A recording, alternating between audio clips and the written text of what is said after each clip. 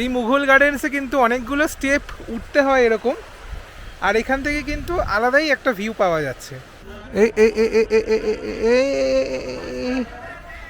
বহুত বাচ্চা ড্রাইভারে, এখান থেকে পুরো শ্রীনগর শহরটা দেখা যাচ্ছে। ও এখানে তো সিলিন্ডার নিয়ে চলে যাচ্ছে স্পিড বোটে করে, স্পিড শিকারা।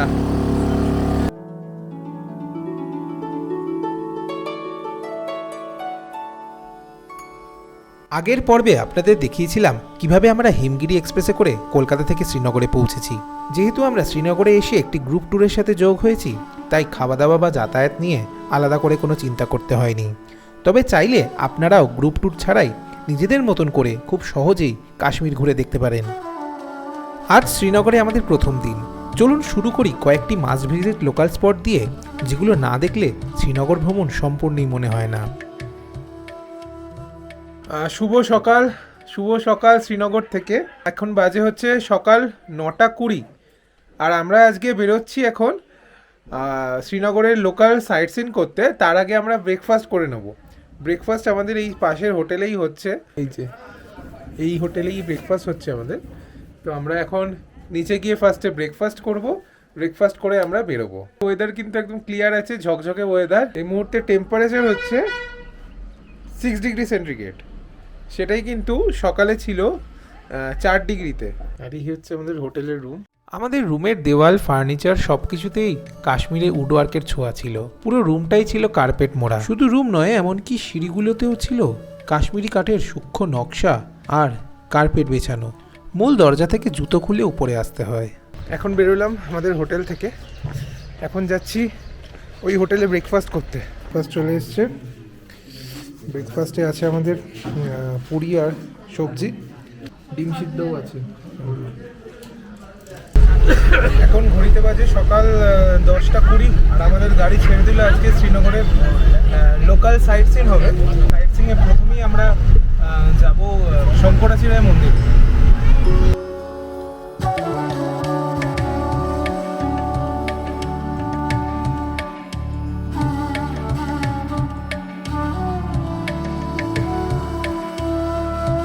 আর আমরা পৌঁছে গেলাম ডাল লেকের গেট নাম্বার 1-এ। আর এখান থেকে শঙ্করাচার্য মন্দির বলছে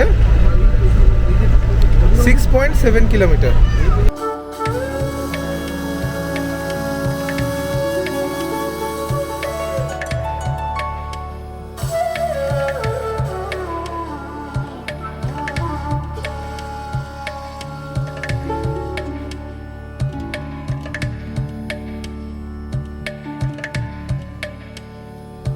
ডাল লেকের গেট নাম্বার 16 ঠিক পরেই ডান দিকে উঠে গেছে শঙ্করাচার্যর মন্দিরের রাস্তা। একটু এগোতেই ভারতীয় সেনাবাহিনীর এক সেনা এসে আমাদের জিজ্ঞাসা করলো, हाँ जी नमस्कार। নমস্কার। कहाँ से हैं आप? সব কলকাতা से। कोलकाता से। हाँ। कितने लोग हो? 12 लोग हैं। 12 है। लेडीज कितना है? Thank you.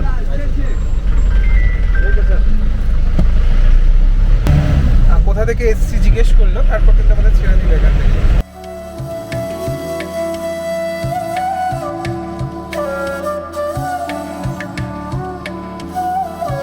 শঙ্করাচার্যের মন্দিরে যাওয়ার এই রাস্তাটা কিন্তু বেশ সুন্দর। পাহাড়ের গা বেশ সরু ঘোরানো রাস্তা উপরে উঠে গেছে। মাঝে মাঝে গাছের ফাঁক দিয়ে দেখা যাচ্ছে ডাল লেক।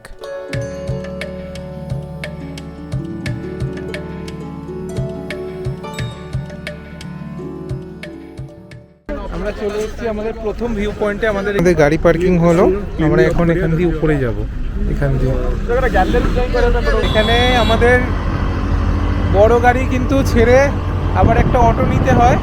অটোর ভাড়া নেয় 150 টাকা করে, প্রায় 1.5 কিলোমিটার পথ আছে। আর এই হচ্ছে সেই অটো, আমরা উঠে পড়েছি। পার অটোয় 4 জন হচ্ছে। আর এই হচ্ছে রাস্তা। আমরা চলে এলাম অটো করে। এখানে অটো নামিয়ে দিল আমাদের সামনে। মানে অটো টোটাল ডিস্টেন্স হচ্ছে মোটামুটি 1.5 কিলোমিটার মতন। আর পুরো অটোতে 4 জন বসে, আর 150 টাকা করে নেয়। মানে শুধু আসাটা, আবার যাওয়ার জন্য আবার 150 টাকা দিতে হবে।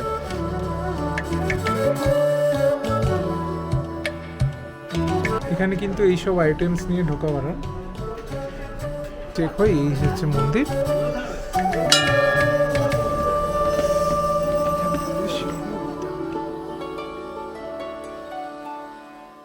অনেক সিঁড়ি আছে এখানে, 250টা মতন শুনছিলাম। এই মন্দিরে ওঠার জন্য প্রায় 200-র মতন সিঁড়ি আছে, তবে সিঁড়িগুলো পরিষ্কার, সেফ এবং ধীরে আটলে একদমই কোনো সমস্যা হয় না। আর উপরে উঠতে উঠতে যেটুকু কষ্ট লাগে তার সবটাই মিটে যায় যখন চূড়ায় দাঁড়িয়ে পুরো শ্রীনগর শহর, ডাল লেক আর আশেপাশের পাহাড়গুলো চোখের সামনে ফুটে ওঠে। আমরা এখান দিয়ে উঠে এলাম, সময় লাগলো 10 মিনিট মতন। এখান থেকে পুরো শ্রীনগর শহরটা দেখা যাচ্ছে।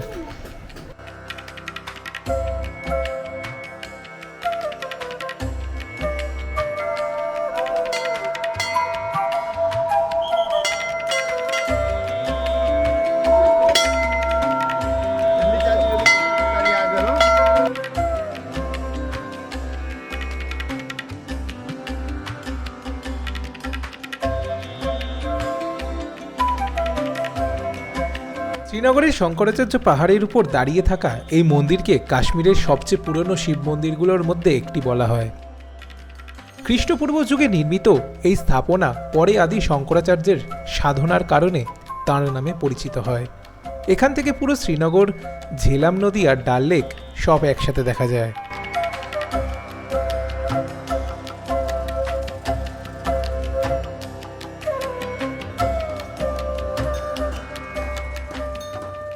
মন্দিরের এখান থেকে ভিউটা কিন্তু জাস্ট অসাধারণ লাগছে।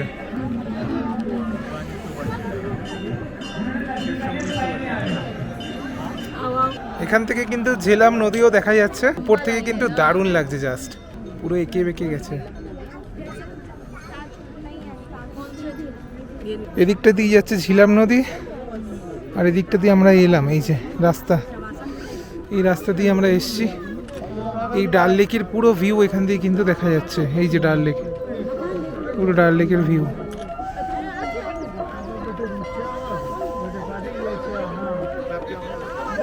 হারি ফোর্ট বুঝছে। মন্দিরের ভেতরে কোনো বাড়তি সাজসজ্জা নেই, আছে শুধু প্রাচীন পাথরের দেওয়াল আর ছোট্ট গর্ভগৃহে স্থাপিত এক প্রাচীন শিবলিঙ্গ। মোবাইল বা ক্যামেরা নিয়ে ভেতরে ঢোকা যায় না। তপস্যা স্থল।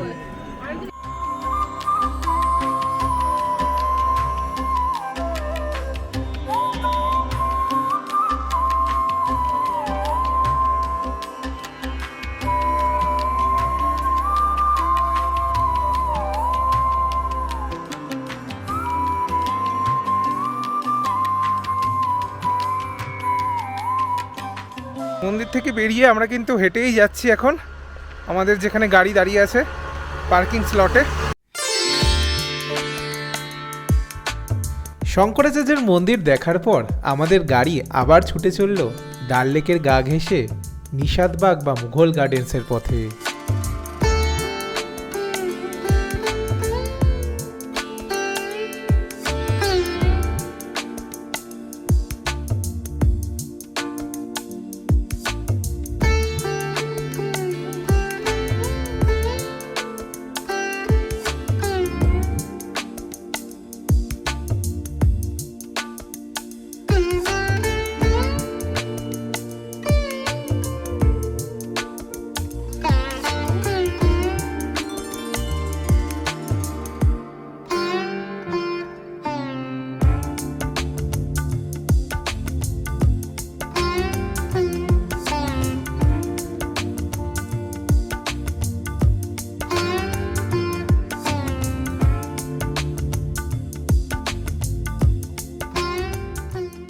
মুঘল গার্ডেন নিষাদ।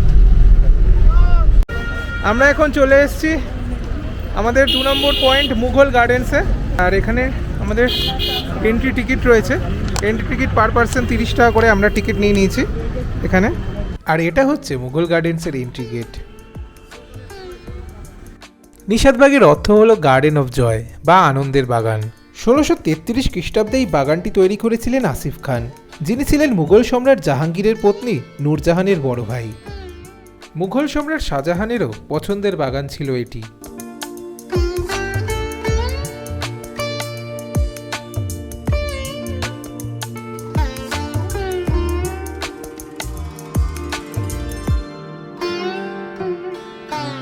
পেছনে ডাল লেক, আর আমরা এখন রয়েছি মুঘল গার্ডেন্সে। কি সুন্দর লাগছে এই জায়গাটা। শীতকালের কাশ্মীর আলাদাই লাগছে।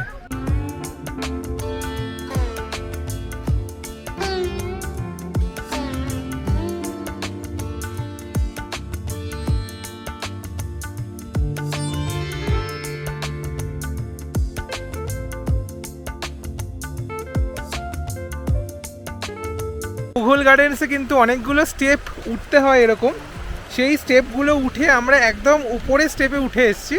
আর এখান থেকে কিন্তু আলাদাই একটা ভিউ পাওয়া যাচ্ছে। এখান দিয়ে উঠে এসেছি, এখান দিয়ে এবার এরকম একটা পুরো ডাল লেকটাকে দেখা যাচ্ছে, একদম টপ মোস্ট পার্ট বলা যেতে পারে এই জায়গাটা।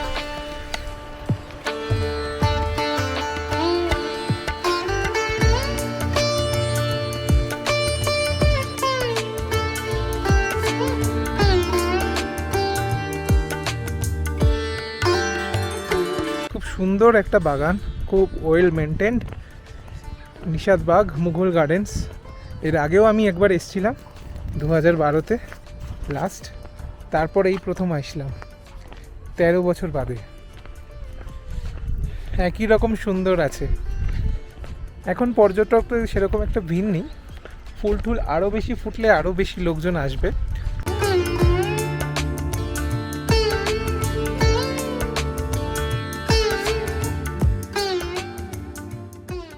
এই আমরা বেরোলাম মুঘল গার্ডেন থেকে, আর এখানে কিন্তু অনেক দোকানপাটও আছে খাওয়া দাওয়ার করার জন্য। এই যে দুপুরবেলা বেরিয়ে আপনারা কিন্তু এখান থেকে এই যে মার্কেটটা আছে, আমি একটু দেখিয়ে দিই ভালো করে। বিভিন্ন রকমের খাবার দাবার আপনারা খেতে পারবেন, স্ন্যাক থেকে শুরু করে বিরিয়ানি, রোল সব কিছু এখানে পেয়ে যাবেন। কেনাকাটার আইটেমসও আছে, সব কিছু আছে। এখান দিয়ে আমরা একটু এগিয়ে যাব, ওখানে আমাদের গাড়ি পার্কিং করা আছে, মানে পার্কিংয়ের দিকে, ওই দিকে কিন্তু পার্কিং।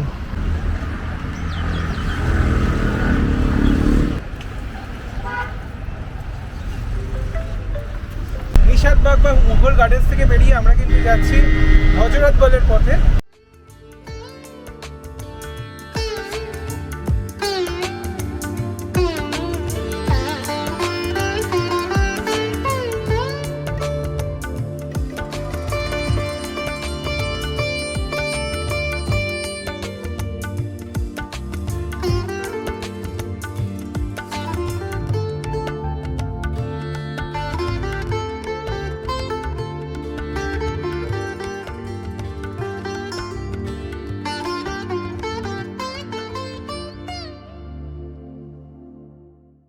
আমরা এখন চলে এসেছি হযরত বল দরগায়।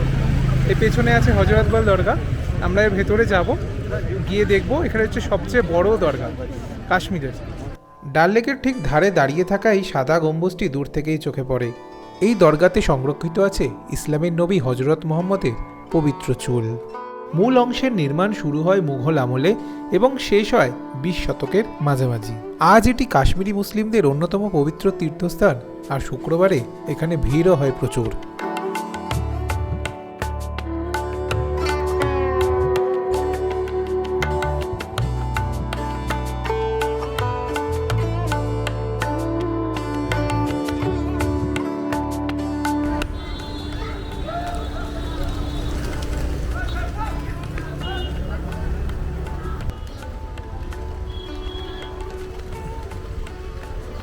আর এখানে কিন্তু বিভিন্ন রকমের কাশ্মীরি মশলা বিক্রি হচ্ছে, কাশ্মীরি নান। দরগা দেখে আমরা ফিরে এলাম হোটেলে। তখন বেশ খিদে পেয়ে গেছিল, তাই তাড়াতাড়ি লাঞ্চ সেরে নিলাম। খাওয়ার পরে একটু রেস্ট নিয়ে নিজেরাই একটি টোটো ভাড়া করে চলে এলাম ডাল লেকের পাড়ে। উঠে পড়লাম এক শিকারায়। আমরা এখান থেকে বার্গেনিং করে ইয়েতে উঠছি, শিকারাতে উঠছি। আমাদের নিচ্ছে 800 টাকা করে। গেট নাম্বার 2 না, gate number 3, gate number 3 Roshan. হ্যাঁ চলো উঠে পড়েছি আমরা শিকারাতে। গেট নাম্বার 3 থেকে 1.5 ঘন্টা বলেছে ঘোরাবে, তো দেখা যাক কি কি পয়েন্টে আমাদের ঘোরায় আজকে। ওই যে উপরে দেখা যাচ্ছে আমাদের শঙ্করাচার্যর মন্দির, ওইখানে কিন্তু আমরা আজকে সকালে গেছিলাম।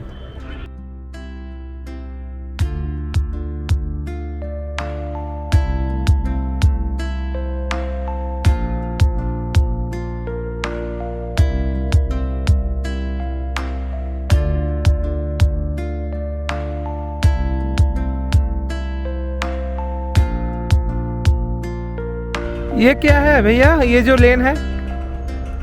हम यहाँ से वापस आएंगे। দেখতে দেখতে আমরা পৌঁছে গেলাম গেট নাম্বার 10-এ। আর আগের বার আমি কাশ্মীরে এসে এই হোটেলটাতেই ছিলাম, হোটেল শাহ আব্বাস। इधर हमारा भैया चला रहा है बोट। ডাল লেকের ইতিহাস কয়েকশো বছরের পুরনো। মুঘল সম্রাটেরা এই লেককে jewel in the crown of Kashmir বলতেন। মুঘলরা লেকের চারপাশে শালিমারবাগ, নিষাদবাগ, চশমে শাহির মতন বিখ্যাত বাগান বানিয়েছিলেন। আগে এই লেক ছিল কাশ্মীরি রাজাদের বিনোদনের স্থান। গরমকালে রাজা মহারাজরা এখানে সময় কাটাতেন। ব্রিটিশরা রাজ্যের মধ্যে জমি কিনতে পারত না, তাই তারা লেকে ভাসমান হাউসবোট বানিয়ে থাকত। ধীরে ধীরে এই হাউসবোট কালচার কাশ্মীরের অন্যতম আকর্ষণ হয়ে ওঠে। আপাতত আমরা শিকারা করে চলেছি মিনা বাজার বা মিনা মার্কেটের পথে।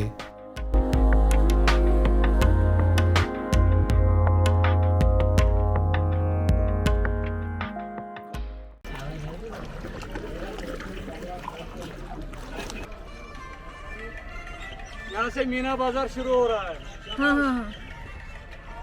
এখান থেকে শুরু হচ্ছে মিনা বাজার।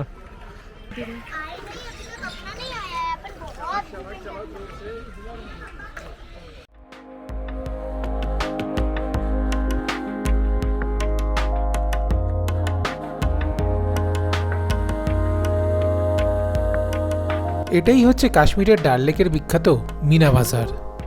এই ফ্লোটিং মার্কেটে পাওয়া যায় কাশ্মীরি শাল, পাশমিনা, হাতে বানানো কাঠের জিনিস, শুকনো ফল, আরও অনেক কিছু। এখানে আবার হায়দার মুভির শুটিংও হয়েছিল।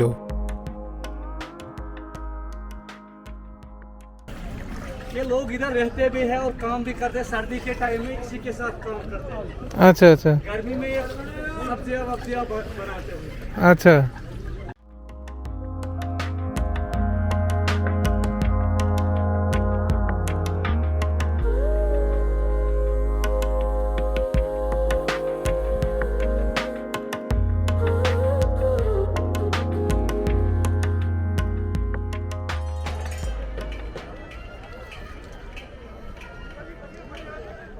इस लेक का नाम है गोल्डन लेक। এটা কিন্তু আর একদিকে নিয়ে এসছে আমাদের, আর এখানে বলছে এটা গোল্ডেন পয়েন্ট। इधर रूम और এখানে কিন্তু ওয়াটার অ্যাম্বুলেন্সও আছে একটা, আর এখানে কিন্তু রুমগুলোর রেট খুব বেশি হয়। 25,000 থেকে শুরু, আমাকে যা বললো আমাদের মাঝি ভাইয়া। আমাদের রিকোয়েস্টে ভাইয়া জি আমাদের একটু সানসেট পয়েন্টে নিয়ে যাচ্ছে। বাড়িয়া হ্যাঁ ভাইয়া, থ্যাংক ইউ। আমাদের সানসেট দেখাতে নিয়ে যাচ্ছে। ওই যে সানসেট হচ্ছে, ওটা আর একটু ভালো করে দেখবো ওখান থেকে। আরে यार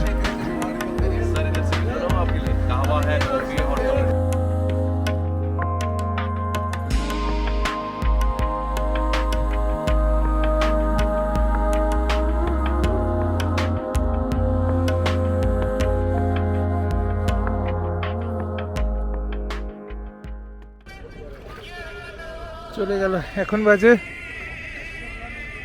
6:30, প্রায় 6:29।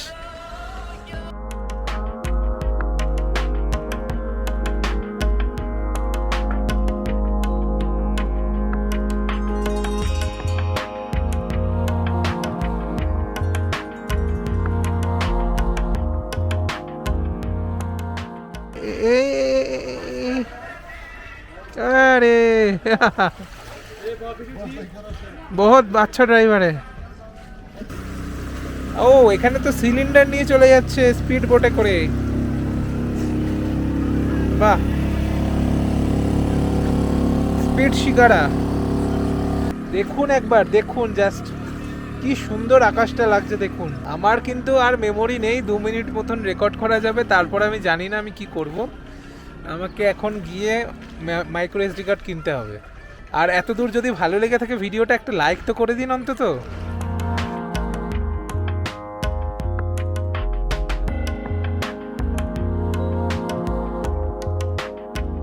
এটা আমাদের বোট ছিল। এই ভাইয়া, আপনার নাম क्या है भाई? রফিক। আচ্ছা, এখন কটা বাজে? 6:46। আমাদের এসে নামিয়ে দিলে। ঠিক, এই হচ্ছে রাতের ভিউ ঘাটে।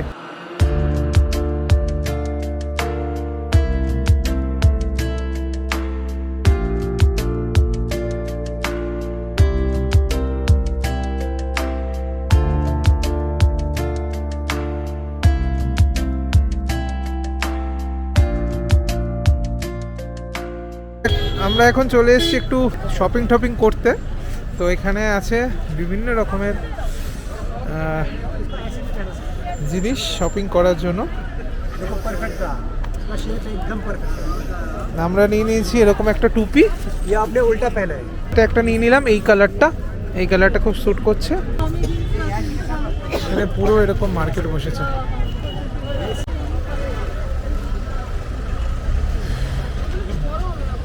আমরা এখন হোটেলে চলে এসেছি, একটু ফ্রেশ হয়ে আবার ডিনার করতে যাব।